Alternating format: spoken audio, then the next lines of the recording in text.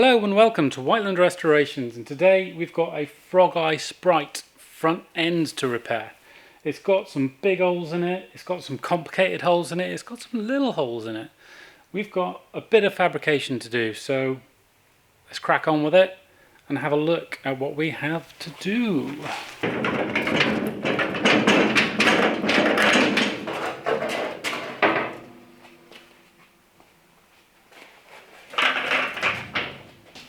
So, some of the holes we've got to deal with are here and here, and here and here. Those are the biggest and scariest ones we have to deal with, so let's start with those. These rectangular holes on the top here, they must have been for some kind of vent for cooling. I'm guessing this was some kind of track car back in the day. Well, the customer doesn't want these holes in there anymore. He wants to put it back to standard, which is dead flat. That's not as easy as you may think, because this is not anywhere near flat. It's also not that curved. But I have an easy trick to show you how to get a gentle compound curve. So let's cut some blanks up and head to the metalworking room. So we're looking at a hole of just over 5 inches, or for metric people like myself, 128 millimeters. But I want a slightly larger blank, so we're probably just going to cut it 150 mil. Both sides, they're both the same, and they're a little bit longer than my ruler this way, so I'll have to get a tape measure, which is here. How convenient. So I'm going to go over the holes, and that's going to be we might as well make it 350 by 150. 350 by 150, 2 of them.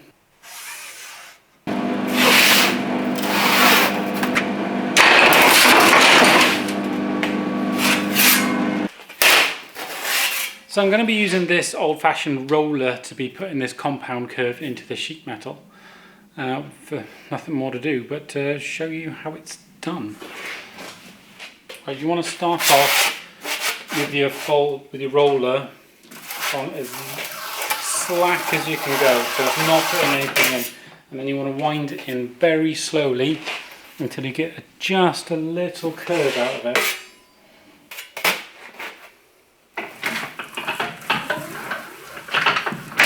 Well, that one felt good. That one did feel good.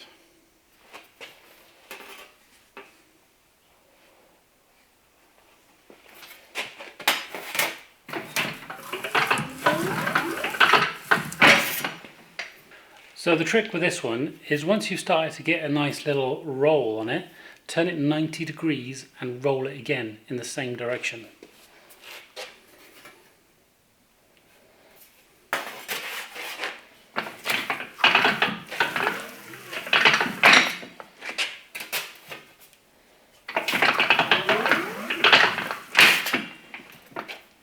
Right, here we are. That bit of metal has been through the roller both directions. Don't over roller it, because remember we only want a very gentle compound curve. Now you can see the curve that way easily enough, but it looks fairly flat that way until you push these ends down, and then the compound curve shows its little face. Look at that. That is now curved throughout. So we shall be able to make these patches. Hopefully I didn't put too much curve in. Right, I've gone ahead and cut these to size. Now, if you don't believe me that that method works with the old roller, check that out. Put them back to back.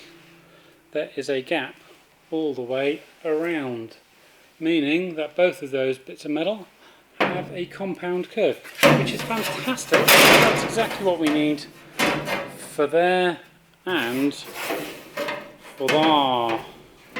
So what we've got to do next, cut a hole to match these bits of metal. I could clean up this hole and then weld up these little tiny drill holes separately, but I think it'll be just easier to cut a slightly larger hole, get rid of the tiny drill holes and start with a nice fresh straight cut, because that one ain't straight.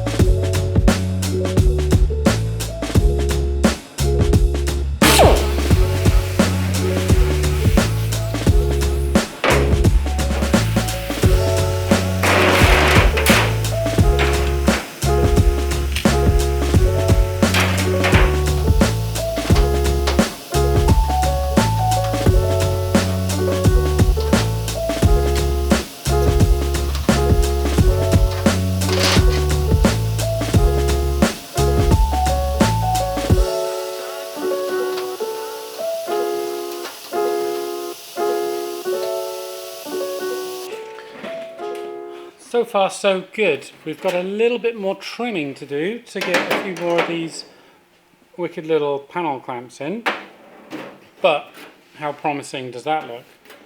It's still got its 3D curve, the three-dimensional curve all the way through there, and obviously it's still got it that way.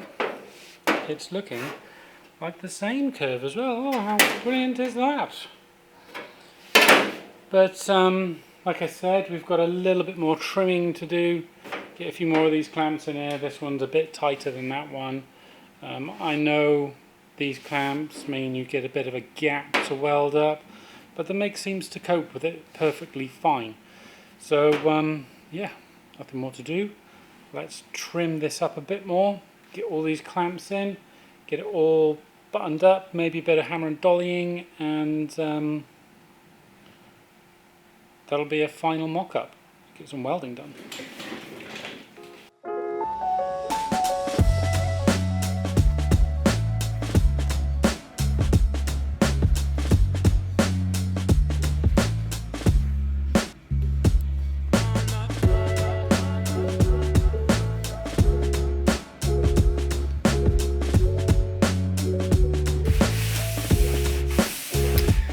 So, as you can tell, fast forward a little bit, this side is tacked in, and man, it did not want to go there. It wanted to distort, to go boppy, to do anything other than what I wanted it to do. But we persisted. It is now obviously nice and structural, hard, I mean not boppy, and it's in there. I think part of the problem I've been having is with these little clampies. Now if you look carefully, they are not flat in the slightest. Let me just show you. There, they have a rock on them. So I'm going to try and fix that before I attempt the other side, because what happened was when I was clamping it down nice and tight to try and get the levels, I think it was pulling the material inwards and shrinking all of this lot and making it boppy.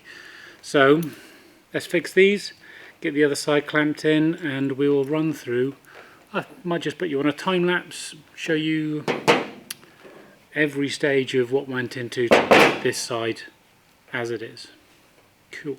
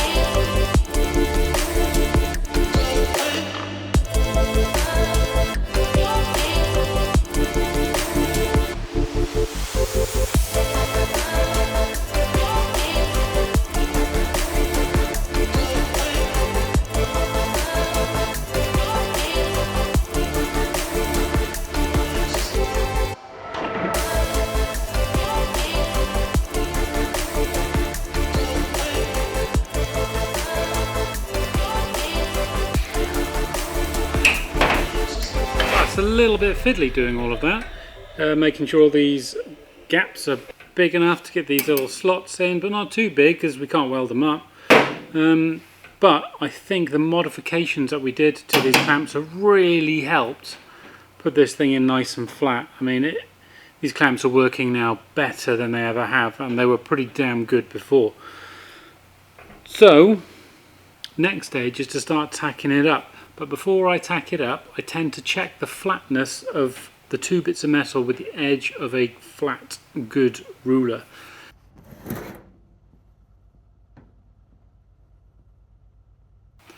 Just like that. So that way we can see exactly, although the clamps are supposed to do all the work for us, it's nice to use the old tried and tested flat ruler to see how well your panels are lining up. And this one is lining up better than any panel I've ever put in, so this is really promising. So let's get the welder fired up, let's get some tacks on and hope that we don't cause any distortions.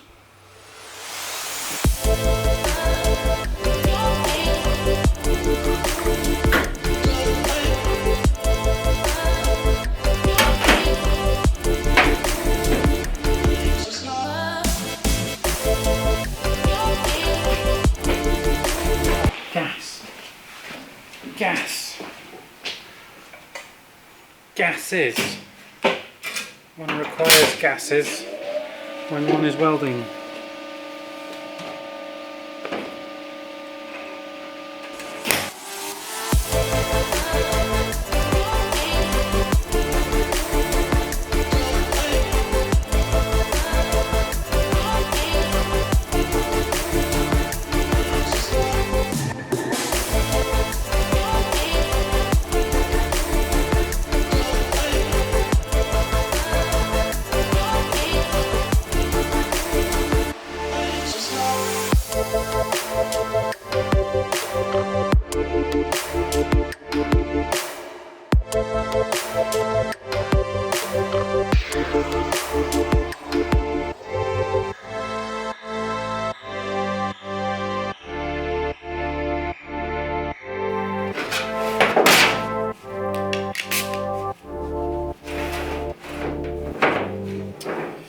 Bit nervous.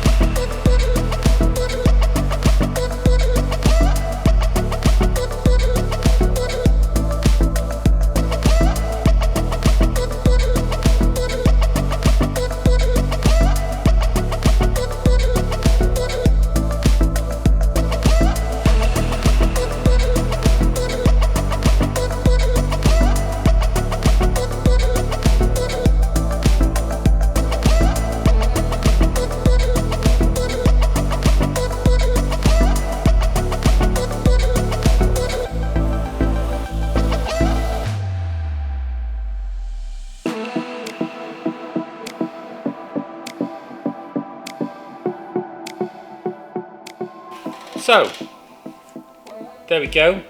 Did it distort? Yes, it distorted. When I welded this side up, the whole thing went flat and it turned inside hell, and I had to repair it all and get the tension back into the skin, which was done. And then when I welded this side up, it did it all again. Everything went in, it had pulled, it had gone nasty, it had gone horrible. But with a bit of persistence and stuff, and I'm sorry I didn't film it because panic mode hit and I had to straighten it out, and the last thing I wanted at that point was the distraction of the camera. So they are welded up, they are lovely, they're great. A couple of little pinholes that I need to just make up, but that's a good start. Yeah, so we shall move on to the holes in the front. I bet we find a lot of rust.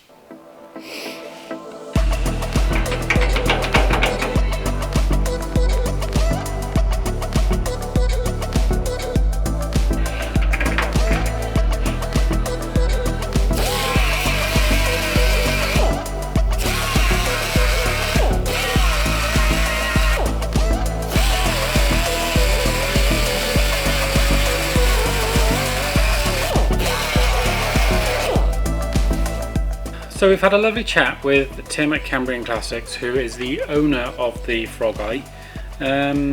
Basically, it comes down to he can replace this panel by himself. He does not need my assistance. So what he needed my assistance for was making three-dimensionally curved panels, and also welding up the top flat bit without ruining it. So we both kind of feel I've done my job, and which means I've done my job. So that's gonna be pretty much the end of this video. All I have to do now is, so I've got a couple of pinholes to make up on the top and to give it a coat of some epoxy, and Tim can come and pick this up. So I will see you on the next one. Bye.